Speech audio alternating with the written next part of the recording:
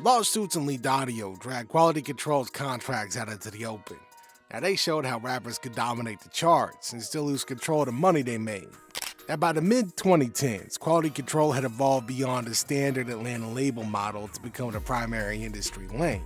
Founded back in 2013 by Kevin Coach K. Lee and Pierre P. Thomas, the operation moved with a cold efficiency. Now Coach K brought the blueprint from the days managing Young Jeezy and Gucci Mane. And Thomas provided the capital and the street-level infrastructure, and they didn't just sign polished stars. They signed artists who had motion, a local momentum that hadn't been translated into legal leverage.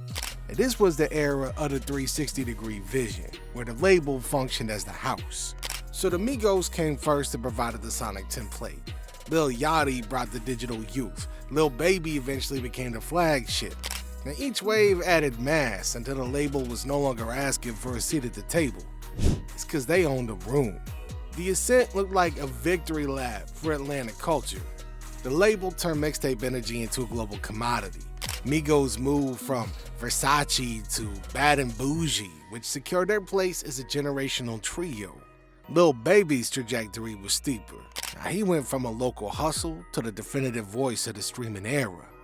In 2020, his album My Turn stayed at the top of the charts.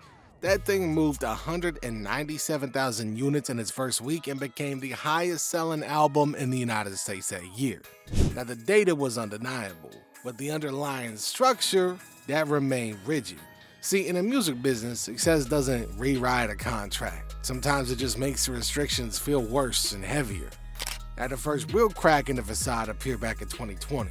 Migos filed a lawsuit against their longtime attorney, Damian Granderson. Now this wasn't a simple dispute over creative direction, it was a technical strike against the legal plummet of their entire career. See, the group alleged malpractice and a massive conflict of interest. The core of the claim was that Granderson represented both Migos and Quality Control simultaneously during their most critical negotiation windows.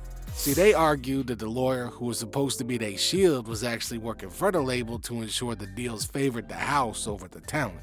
Now, according to the filing, Migos believed that they was being cheated out of millions through unreasonable compensation structures. The lawsuit exposed the common reality in the industry. See, when the same legal team advises both the artist and the label, the negotiation is often a one-sided conversation.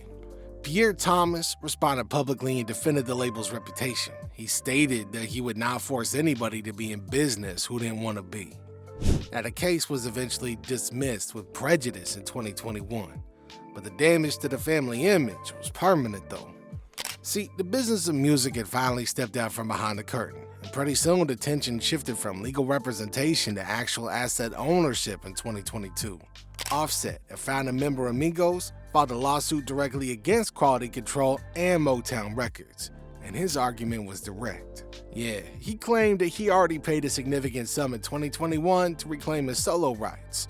He alleged that QC was still attempting to assert control over his individual releases. Now, when he dropped the single, 54321, produced by Baby Keem, the label reportedly demanded a credit and a cut. Now, Offset took to social media to state that he paid millions to get his rights back and accused the label of blackmailing him. And that dispute highlighted the brutal math of catalog value. See, labels don't just want the artist, man. They want the master recordings, the permanent rights to that audio. And for an artist of Offset's caliber, those rights is worth tens of millions of dollars in long-term streaming and licensing deals. Alright, so QC's position was that their underlying agreements with Motown and Capitol still applied to Offset's work. Now this was a structural battle over who would own the Offset brand for the next 50 years. Alright, August 2023, the lawsuit was dismissed after a private settlement. Offset moved forward as a solo artist under Motown. Now the cost of that freedom though, that was never made public. So while the artist was fighting for individual pieces of their work, the founders was preparing for a corporate exit. In February 2023, Hiphop America acquired Quality Control Media Holdings. Now that deal was valued at approximately $300 million. It consisted of roughly $250 million in cash and $50 million in stock. Scooter Braun, acting as CEO of Hiphop America, led the acquisition. Now P and Coach K, Yeah, they remained in leadership roles. But the label was no longer an independent Atlanta powerhouse. It was a subsidiary of a global conglomerate. Yeah, that acquisition clarified the true value of a record label. Hybe, yeah, they wasn't buying a vibe, they were buying the rights to the catalogs. That $300 million valuation, yeah, that was built on the backs of thousands of songs recorded in Atlanta studios over the previous decades. But for the founders, man, it was the ultimate payday.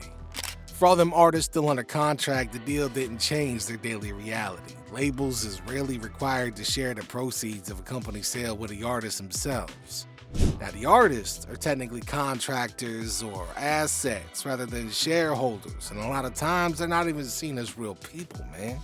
Yeah, the human cost of these high-stakes deals, that often surfaces in unconventional ways when people least expect it. Now, in 2023 and even into 2025, a series of leaked jailhouse phone calls involving Young Thug, yeah, those started circulating. Now, in all them recordings, Thug spoke about the inner workings of the Atlanta scene with a bluntness that court documents usually sanitize the hell out of. Yeah, he claimed that the industry's interest in QC was primarily driven by Lil Baby's success. Man, he even suggested that the Migos were in the red or they was financially struggling at the label. Now, a lot of these calls fueled a lot of speculation about Lil Baby's loyalty. Know what I'm saying? People started asking how somebody carrying that much weight for the label was actually getting paid. And Lil Baby stayed publicly loyal to P and Coach K. But those leaks, man, they showed how loyalty in hip-hop often comes with a lot of unspoken pressure. For an artist who became the face of an entire generation, being a cog in a $300 million corporate machine, yeah, man, that can create a lot of deep internal friction with your crew. By late 2023, the label's roster started to thin out a little bit less explosively. The City Girls quietly exited the label. Yeah, there wasn't no multi-million-dollar lawsuit or any public mudslinging on that one. They simply confirmed that they were no longer signed with the label. See, the story of quality control is a story of leverage working exactly as it was designed to. The label mastered the early game. They signed talent before the world knew their worth, and they locked them into long-term contracts. And on the reels, as the artists grew into icons, the cost of their flexibility grew proportionately, man. So by the time the founders sold to Hybe, the leverage was fully consolidated all the way at the top. Now the artists, they provided the labor, they provided the culture, they provided the sound. The contracts decided who owned the equity. And in the end, Atlanta built the music, but the paperwork determined who owned the damn building. The reality of these deals is found in the SEC filings and the court dockets rather than on all the Instagram captions. See, when Hybe purchased QC, they was paying for the mathematical certainty of future streaming royalties. Yeah, they was buying the right to collect a percentage of every Lil Baby play on Spotify for years to come. Yeah, the artists were the engine, but the label owners held the title to the car. And when that car was sold, that engine stayed under the hood, but the title, man, that changed hands. And with it, the whole game changed.